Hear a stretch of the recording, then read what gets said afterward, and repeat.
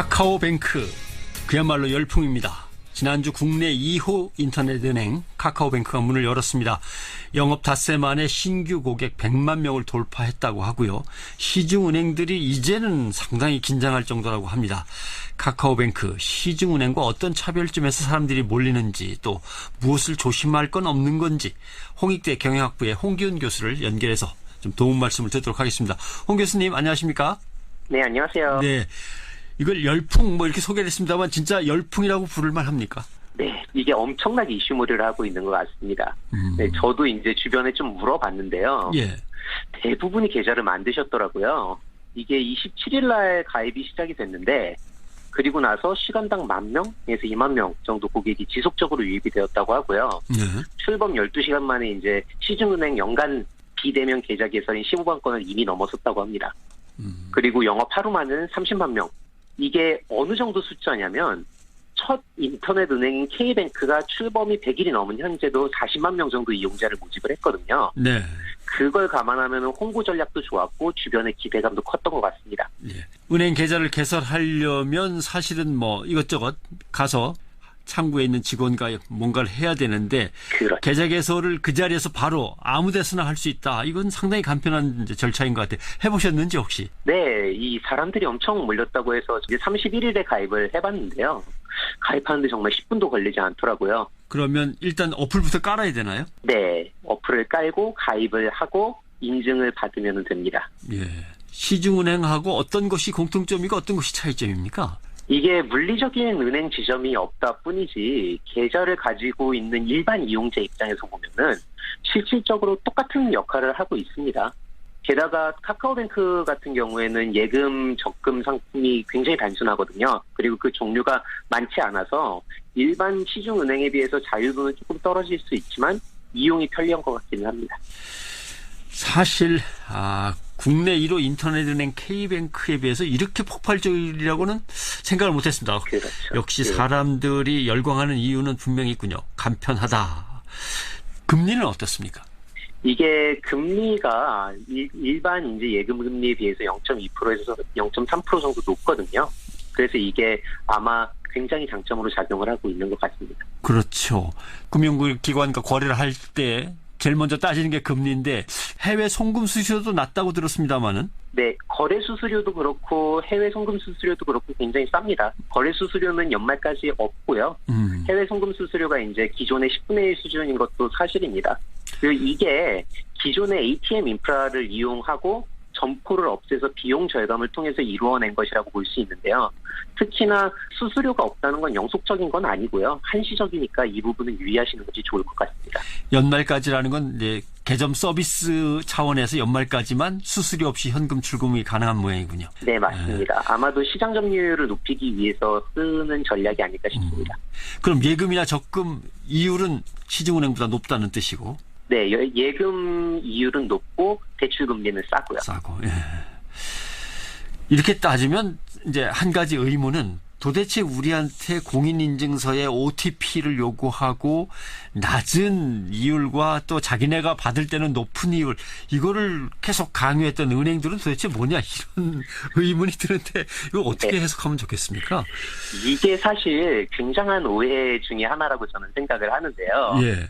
카카오뱅크는 하는데 왜 나머지 은행은 하지 않느냐 하고 무조건 비판할 문제는 사실 아닙니다.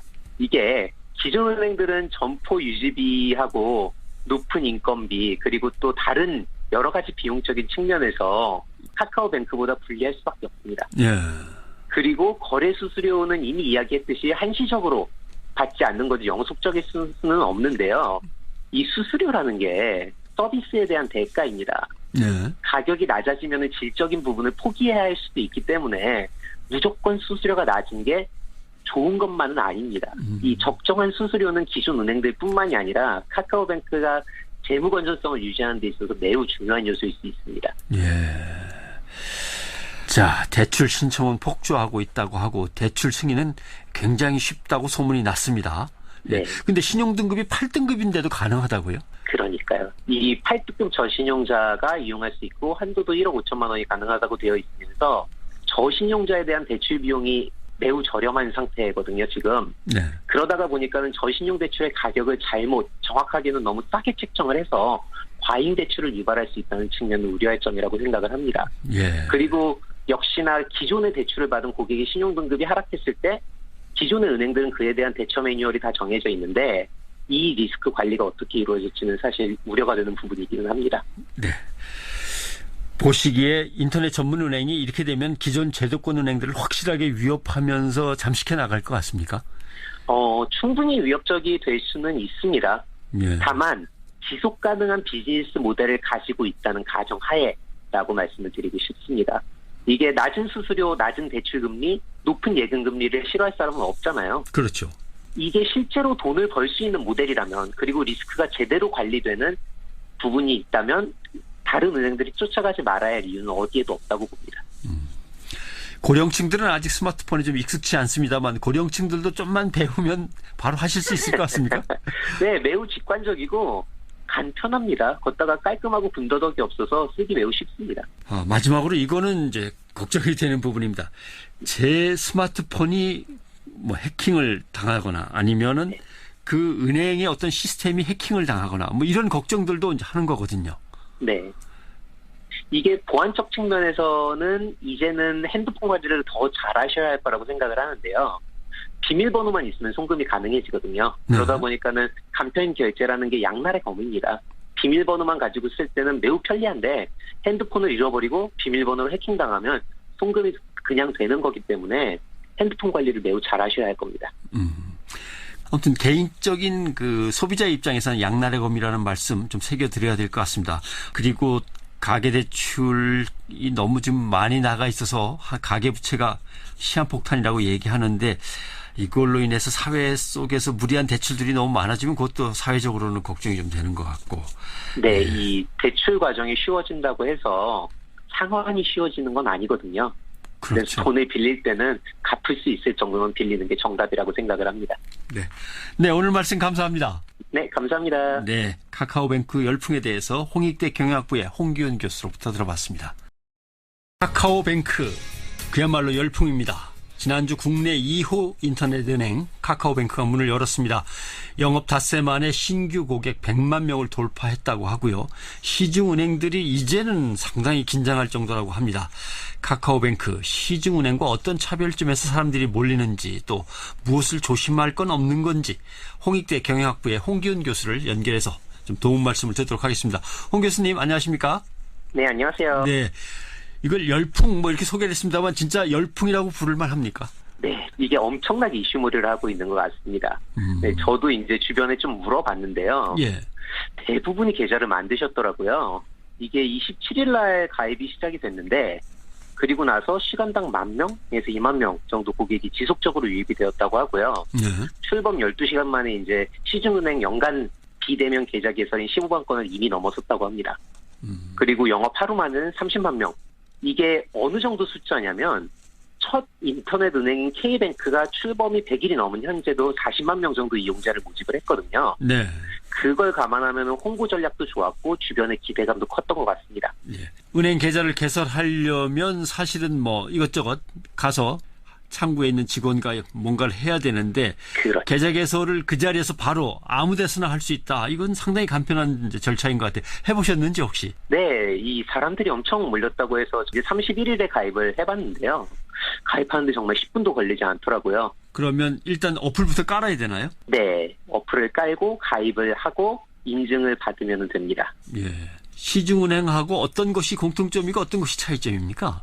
이게 물리적인 은행 지점이 없다 뿐이지 계좌를 가지고 있는 일반 이용자 입장에서 보면은 실질적으로 똑같은 역할을 하고 있습니다. 게다가 카카오뱅크 같은 경우에는 예금, 적금 상품이 굉장히 단순하거든요. 그리고 그 종류가 많지 않아서 일반 시중은행에 비해서 자유도는 조금 떨어질 수 있지만 이용이 편리한 것 같기는 합니다. 사실 국내 1호 인터넷은행 K뱅크에 비해서 이렇게 폭발적이라고는 생각을 못했습니다. 그렇죠. 역시 네. 사람들이 열광하는 이유는 분명히 있군요. 간편하다. 금리는 어떻습니까? 이게 금리가 일반 이제 예금 금리에 비해서 0.2%에서 0.3% 정도 높거든요. 그래서 이게 아마 굉장히 장점으로 작용을 하고 있는 것 같습니다. 그렇죠. 금융기관과 거래를 할 때 제일 먼저 따지는 게 금리인데 해외 송금 수수료도 낮다고 들었습니다마는. 네, 거래 수수료도 그렇고 해외 송금 수수료도 그렇고 굉장히 쌉니다. 거래 수수료는 연말까지 없고요. 해외 송금 수수료가 이제 기존의 10분의 1 수준인 것도 사실입니다. 그리고 이게 기존의 ATM 인프라를 이용하고 점포를 없애서 비용 절감을 통해서 이루어낸 것이라고 볼 수 있는데요. 특히나 수수료가 없다는 건 영속적인 건 아니고요. 한시적이니까 이 부분은 유의하시는 것이 좋을 것 같습니다. 연말까지라는 건 이제 개점 서비스 차원에서 연말까지만 수수료 없이 현금 출금이 가능한 모양이군요. 네, 맞습니다. 아마도 시장 점유율을 높이기 위해서 쓰는 전략이 아닐까 싶습니다. 그럼 예금이나 적금 이율은 시중은행보다 높다는 뜻이고? 네, 예금 이율은 높고 대출 금리는 싸고요. 싸고. 예. 이렇게 따지면 이제 한 가지 의문은 도대체 우리한테 공인인증서에 OTP를 요구하고 낮은 이율과 또 자기네가 받을 때는 높은 이율 이거를 계속 강요했던 은행들은 도대체 뭐냐 이런 의문이 드는데 이거 어떻게 해석하면 좋겠습니까? 이게 사실 굉장한 오해 중에 하나라고 저는 생각을 하는데요. 예. 카카오 받은 고객의 신용등급이 하락했을 때 기존의 은행들은 그에 대한 대처 매뉴얼이 다 정해져 있는데 이 리스크 관리가 어떻게 이루어질지는 사실 우려가 되는 부분이기는 합니다. 네. 보시기에 인터넷 전문 은행이 이렇게 되면 기존 제도권 은행들을 확실하게 위협하면서 잠식해 나갈 것 같습니까? 충분히 위협적이 될 수는 있습니다. 예. 다만 지속 가능한 비즈니스 모델을 가지고 있다는 가정하에라고 말씀을 드리고 싶습니다. 이게 낮은 수수료, 낮은 대출금리, 높은 예금금리를 싫어할 사람은 없잖아요. 그렇죠. 이게 실제로 돈을 벌 수 있는 모델이라면 그리고 리스크가 제대로 관리되는 부분이 있다면 다른 은행들이 쫓아가지 말아야 할 이유는 어디에도 없다고 봅니다. 고령층들은 아직 스마트폰이 좀 익숙치 않습니다만 고령층들도 좀만 배우면 바로 하실 수 있을 것 같습니까? 네, 매우 직관적이고 간편합니다. 걷다가 깔끔하고 군더더기 없어서 쓰기 매우 쉽습니다. 마지막으로 이거는 이제 걱정이 되는 부분입니다. 제 스마트폰이 뭐 해킹을 당하거나 아니면은 그 은행의 어떤 시스템이 해킹을 당하거나 뭐 이런 걱정들도 이제 하는 거거든요. 네. 이게 보안적 측면에서는 이제는 핸드폰 관리를 더 잘하셔야 할 거라고 생각을 하는데요. 카카오뱅크는 하는데 왜 나머지 은행은 하지 않느냐 하고 무조건 비판할 문제는 사실 아닙니다. 이게 기존 은행들은 점포 유지비하고 높은 인건비 그리고 또 다른 여러 가지 비용적인 측면에서 카카오뱅크보다 불리할 수밖에 없습니다. 예. 그리고 거래 수수료는 이미 이야기했듯이 한시적으로 받지 않는 것이 영속적일 수는 없는데요. 이 수수료라는 게 서비스에 대한 대가입니다. 예. 가격이 낮아지면 질적인 부분을 포기해야 할 수도 있기 때문에 무조건 수수료가 낮은 게 좋은 것만은 아닙니다. 이 적정한 수수료는 기존 은행들 뿐만이 아니라 카카오뱅크가 재무 건전성을 유지하는 데 있어서 매우 중요한 요소일 수 있습니다. 예. 자, 대출 신청은 폭주하고 있다고 하고 대출 승인은 굉장히 쉽다고 소문이 났습니다. 네. 근데 신용등급이 8등급인데도 가능하다고요? 그러니까요. 이 8등급 저신용자가 이용할 수 있고 한도도 1억 5천만 원이 가능하다고 되어 있으면서 저신용자에 대한 대출 비용이 매우 저렴한 상태거든요, 지금. 네. 그러다가 보니까는 저신용 대출의 가격을 잘못, 정확하게는 너무 싸게 책정을 해서 과잉 대출을 유발할 수 있다는 측면을 우려할 점이라고 생각을 합니다. 예. 그리고 역시나 기존의 대출을